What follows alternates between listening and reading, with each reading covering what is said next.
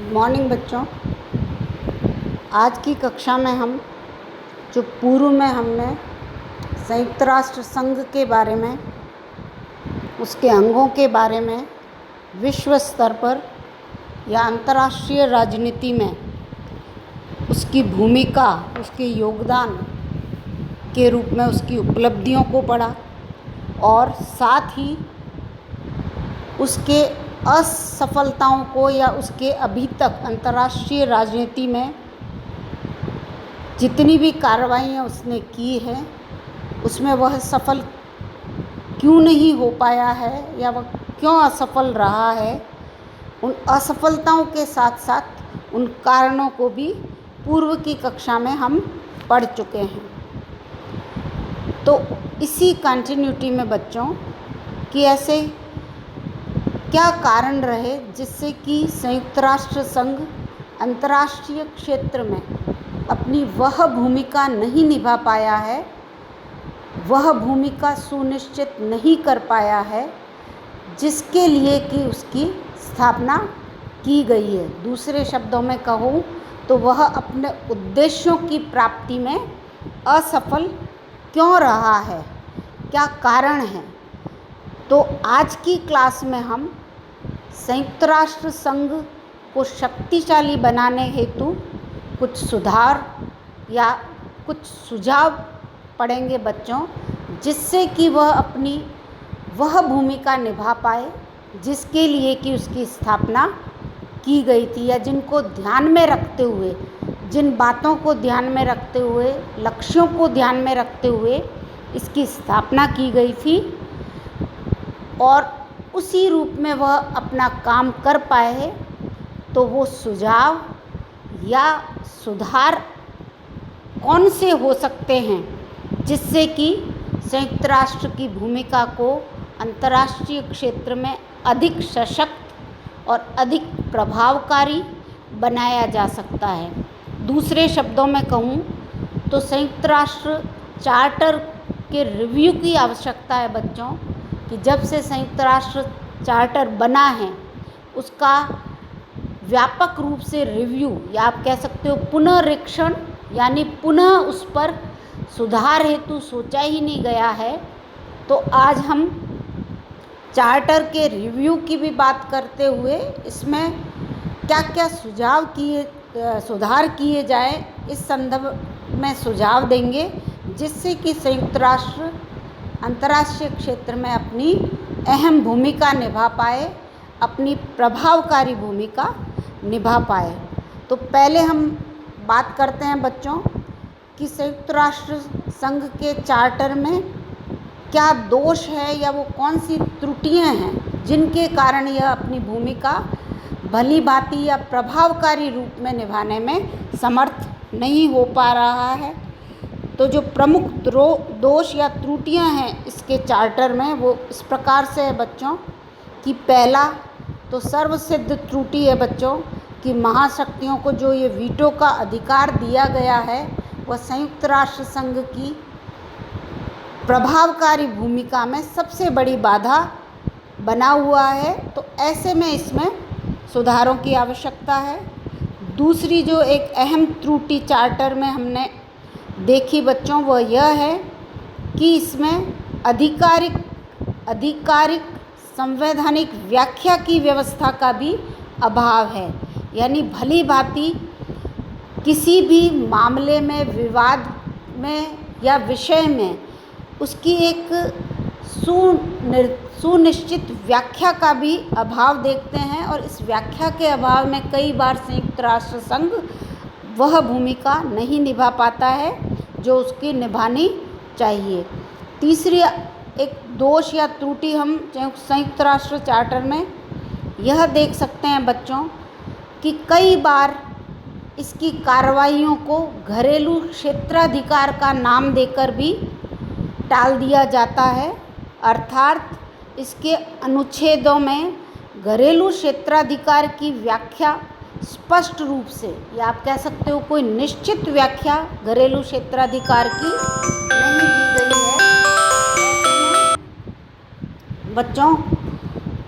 यह भी एक अहम त्रुटि या दोष बनकर संयुक्त राष्ट्र संघ में हम देख सकते हैं। इसके अलावा बच्चों एक और दोष और त्रुटि जो है, जो भी काफ़ी अहम है संयुक्त राष्ट्र संघ में, वह है कि इसकी अपनी कोई सेना या इसकी अपनी कोई पुलिस शक्ति नहीं है और इसके अभाव में भी वह अपनी प्रभावी भूमिका निभाने में समर्थ नहीं हो पा रहा है। तो उपरोक्त ये जो त्रुटि है या जो दोष हैं जिनके कारण कि संयुक्त राष्ट्र संघ अपनी भूमिका नहीं निभा पाता है अंतर्राष्ट्रीय क्षेत्र में, अपने लक्ष्यों और उद्देश्यों को प्राप्त करने में वह नहीं सफल हो पा रहा है। अब बात यदि हम संशोधन की करें बच्चों, तो इसके चार्टर में संशोधन की प्रक्रिया की व्याख्या की गई है, उसका उल्लेख है। तो उसके तहत यह कहा गया है कि जब भी संशोधन की आवश्यकता होगी तो इसके लिए संयुक्त राष्ट्र संघ के सदस्यों का एक सम्मेलन बुलाया जाएगा और उस सम्मेलन में संशोधन से संबंधित प्रस्ताव पेश किया जाएगा महासभा में और उसकी स्वीकृति के लिए महासभा के तो 2/3 बहुमत और सुरक्षा परिषद के 9 सदस्यों का बहुमत आवश्यक या अनिवार्य होगा। तो इस प्रकार संयुक्त राष्ट्र के चार्टर की धारा 108 और 109 में संशोधन की प्रक्रिया की व्याख्या भी की गई है बच्चों, परंतु फिर भी इस चार्टर में संशोधन अनिवार्य रूप से समय के अनुसार नहीं किए गए हैं। हाँ, 1963 में महासभा ने सुरक्षा परिषद और आर्थिक सामाजिक परिषद के सदस्यों की संख्या बढ़ाने के लिए अवश्य संशोधन किया था। जैसे सुरक्षा परिषद की कुल सदस्य संख्या पहले 11 थी, उसको 15 कर दिया गया और आर्थिक और सामाजिक परिषद की संख्या 18 थी, जिसको 54 कर दिया गया। तो इस प्रकार इस संशोधन के अलावा संयुक्त राष्ट्र संघ के चार्टर में अंतर्राष्ट्रीय क्षेत्र में शांति और सुरक्षा के संदर्भ में या स्थायी सदस्यों की जो हर बार दादागिरी चलती है, उसके संदर्भ में कोई भी व्यापक संशोधन अभी तक देखने को नहीं मिला है। तो ऐसे में हम कह सकते हैं बच्चों कि यदि अंतर्राष्ट्रीय क्षेत्र में यूएनओ अपनी महत्वपूर्ण भूमिका निभाए, प्रभावी भूमिका निभाए, तो यह आवश्यक हो जाता है कि अंतर्राष्ट्रीय परिस्थितियों में जो निरंतर बदलती रहती है, जो निरंतर परिवर्तित होती रहती है, उसके साथ ही यदि चार्टर में संशोधन या परिवर्तन नहीं होंगे तो यह कैसे अपनी प्रभावी भूमिका निभाने में सफल हो पाएगा। वर्तमान में हम देखते हैं कि न केवल राजनीतिक वरन आर्थिक और सामाजिक क्षेत्र में भी विभिन्न देशों के बीच काफ़ी समस्याएं, विवाद और संघर्ष उत्पन्न हो रहे हैं। ऐसे में यदि हम संयुक्त राष्ट्र संघ को अधिक उदार और व्यापक बनाएंगे तभी यह अपनी प्रभावी भूमिका निभाने में सफल होगा और इसके लिए आवश्यक है बच्चों कि चार्टर का रिव्यू किया जाए, उसका पुनरीक्षण किया जाए और इसके लिए आवश्यक है कि इसमें कुछ संशोधन किए जाए, या आप कह सकते हो यदि इसको शक्तिशाली बनाना है तो उसमें ये आवश्यक सुधार किए जाए जो संशोधन के रूप में ही प्रभावी होंगे। तो ऐसे में चार्टर में ये संशोधन किए जाएंगे तो संयुक्त राष्ट्र संघ अधिक सफलतम रूप में अपनी भूमिका विश्व स्तर पर निभाने में समर्थ हो पाएगा। अब आते हैं उन संशोधनों पर जो आवश्यक रूप से चार्टर में किए जाने चाहिए बच्चों। तो पहले नंबर पर जिस संशोधन की आवश्यकता है वो तो यह है बच्चों कि इसकी विश्वव्यापी जो सदस्यता है उसके अंतर्गत उसको बढ़ाने के लिए नए राष्ट्रों को जो सदस्यता प्रदान की जाती है और उसमें जो ये स्थायी सदस्य वीटो का प्रयोग कर सदस्यता को रोक लेते हैं उसको ख़त्म किया जाए, तभी इसकी सदस्यता विश्वव्यापी हो सकती है। जैसे कि उदाहरण के रूप में आप देख सकते हो कि 1971 तक चीन को अमेरिका की यूएनओ की सदस्यता प्राप्त नहीं हो पाई थी, बार बार अमेरिका के वीटो करने के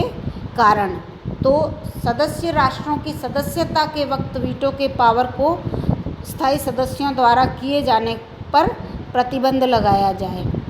दूसरा यह है बच्चों कि वीटो, दूसरा संशोधन जो हम पढ़ रहे हैं वो यह कर सकते हैं या यह बता सकते हैं कि वीटो की जो व्यवस्था है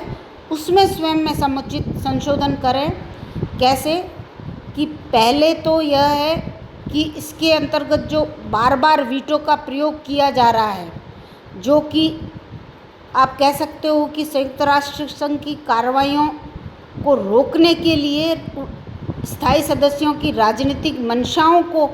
पूरा करने के लिए उनके स्वार्थों के कारण किया जा रहा है, यह मानव जाति के लिए एक तरह से आप कह सकते हो संकट उत्पन्न कर रहा है। ऐसे में